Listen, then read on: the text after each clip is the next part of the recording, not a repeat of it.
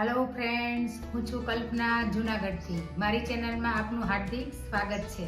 Hello friends, આજે આપણે બનાવવાના છે નાનાથી લઈ અને મોટા બધાની પ્રિય એવી આટા કેક. તો વિડીયો અંત સુધી જોવાનું ચૂકતા નહીં ફ્રેન્ડ્સ. તો ચાલો રેસીપી શરૂ કરીએ. હેલો ફ્રેન્ડ્સ, આજે આપણે બનાવવાના છે સુપર ટેસ્ટી એન્ડ ડિલિશિયસ આટા કેક. તો એના માટે મેં અહીંયા લીધી છે અડધો કપ દળેલી શુગર. તો આપણે એક બાઉલની અંદર એડ કરી દઈશું. અહીંયા મેં લીધું છે 1 કપ દૂધ નોર્મલ.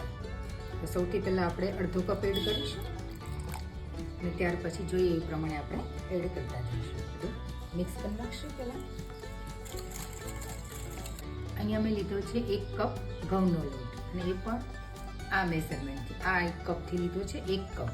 એ આની અંદર આપણે એડ કરી દઈશું. ચાળેલો છે. આ મેં લીધી છે અડધો કપ સોજી, જે ઝીણી આવે એ લીધી છે, જેને આપણે રવો પણ કહીએ છીએ. એ મેં લીધી છે. તમે મોટી પણ લઈ શકો છો. આપણે એડ કરી દઈએ. તો મિક્સ કરી દઈએ. 3 ટેબલ સ્પૂન કોકો પાવડર છે એ આપણે એડ કરી દઈશું. હવે જે દૂધ વધ્યું હતું એ થોડું એડ કરતા જઈશું અને મિક્સ કરી દઈશું. મને થોડુંક દૂધ છે એ ઓછું લાગે છે. આપણે થોડુંક એડ કરીશું, 2 થી 3 ચમચી, અને મિક્સ કરી લઈશું. ફ્રેન્ડ્સ, તમે જો જાડો રવો એટલે કે સૂજી લેતા હોય તો એને 5 થી 10 મિનિટ રેસ્ટ આપવો, જેથી કરીને ફૂલી જાય. મેં અહીંયા તૂટી ફૂટી લીધી છે, એ એડ કરી દઈશું. તૂટી ફૂટીની અંદર મેં થોડોક લોટ એડ કર્યો છે, જેથી કરીને ડૂબી ના જાય એટલા માટે. અહીંયા મેં અડધી ચમચી છે વેનીલા એસેન્સ લીધી છે, એ પણ આપણે એડ કરી દઈશું. તમે વેનીલા એસેન્સની જગ્યાએ એલચી પાવડર બી એડ કરી શકો છો. તમે આની અંદર ડ્રાયફ્રૂટ બી એડ કરી શકો છો. મારી પાસે આ ચોકો ચિપ્સ છે, વ્હાઈટ અને બ્લેક બંને છે, તો થોડીક આપણે એડ કરીશું. બાળકોને એનો ટેસ્ટ ખાવતો હોય છે એટલા માટે મેં એડ કરી છે. હવે આની અંદર આપણે એડ કરીશું 2 ચમચી દેશી ઘી. મેં અહીંયા ગાયનું ઘી લીધું છે.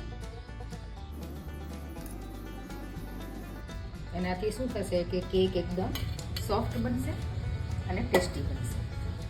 તમે ઘીની જગ્યાએ કુકિંગ ઓઇલ બી એડ કરી શકો છો. મેં અહીંયા બેકિંગ પાવડર લીધો છે, એ આપણે એડ કરી દઈશું. બેકિંગ સોડા લીધા છે, એ આપણે એડ કરી દઈશું અને મિક્સ કરી દઈશું. અહીંયા મેં કેક ટીન લીધું છે અને એ બી ગ્રીસ કરીને રેડી રાખ્યું છે. હવે એની અંદર આપણે લઈ લઈશું, ટ્રાન્સફર કરી લઈશું. આ રીતના આપણે ટેપ કરી દઈશું. આની ઉપર હવે થોડીક ચોકો ચિપ્સ અને તૂટી ફૂટી આપણે એડ કરી દઈશું. તમે ડ્રાયફ્રૂટ બી આની ઉપર સ્પ્રિંકલ કરી શકો છો.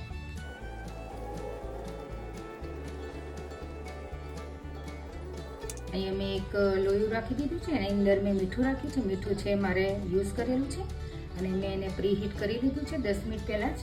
હવે આની અંદર આપણે જે આ કેકનું ટીન છે એ રાખી દઈશું અને 35 થી 40 મિનિટ આપણે બેક કરીશું અને કવર કરી દઈશું અને મીડિયમ ફ્લેમ રાખીશું. ફ્રેન્ડ્સ, આપણી જે કેક છે એ રેડી થઈ ગઈ છે. આપણે હવે ચેક કરી લઈએ. એકદમ ક્લીન બહાર આવે છે, એટલે આપણી કેક રેડી થઈ ગઈ છે. થોડીક વાર માટે આપણે લોયાની અંદર જ રાખશું અને પછી એને આપણે બહાર કાઢશું. હવે આની ઉપર આપણે થોડુંક છે એ ઘી છે એ લગાવશું, જેથી કરીને કેકની શાઇનિંગ છે એવી ને એવી રહે અને કેક છે એકદમ સોફ્ટ રહે.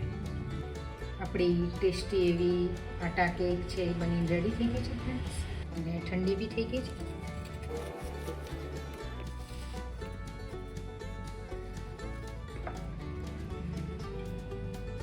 તમે જોઈ શકો છો એકદમ ઇઝીલી છે એ આપણી કેક છે એ બહાર આવી ગઈ છે.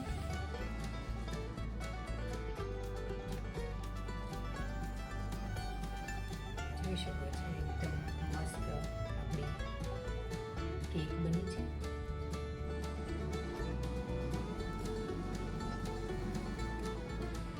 એક પીસ આપણે કટ કરીશું.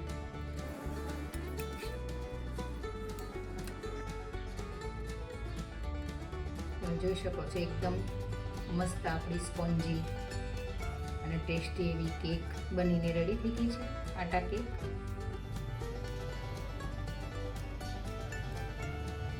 ખૂબ જ ઓછા ઇન્ગ્રીડિયન્ટ્સથી બની જતી બાળકોની પ્રિય એવી આપણી આટા કેક છે એ બનીને રેડી થઈ ગઈ છે. આમ તો કેક છે એ નાનાથી લઈ અને મોટા બધાઓની પ્રિય હોય છે ફ્રેન્ડ્સ. અને આ સિમ્પલ કેક છે કે જે તમે ઘરે આરામથી ઓછા ઇન્ગ્રીડિયન્ટ્સથી બનાવી શકો છો અને બાળકોની તો અતિશય પ્રિય હોય છે. તો તમે બી જરૂરથી એક વખત ટ્રાય કરજો, બહુ સરસ બને છે ફ્રેન્ડ્સ. તો તમને જો આ રેસીપી સારી લાગે ફ્રેન્ડ્સ તો ફ્રેન્ડ્સ અને ફેમિલીમાં જરૂરથી શેર કરજો. તો મળીએ આવા જ નવા વિડીયો સાથે ફ્રેન્ડ્સ. તો બધા ફ્રેન્ડને જય શ્રી કૃષ્ણ, આવજો.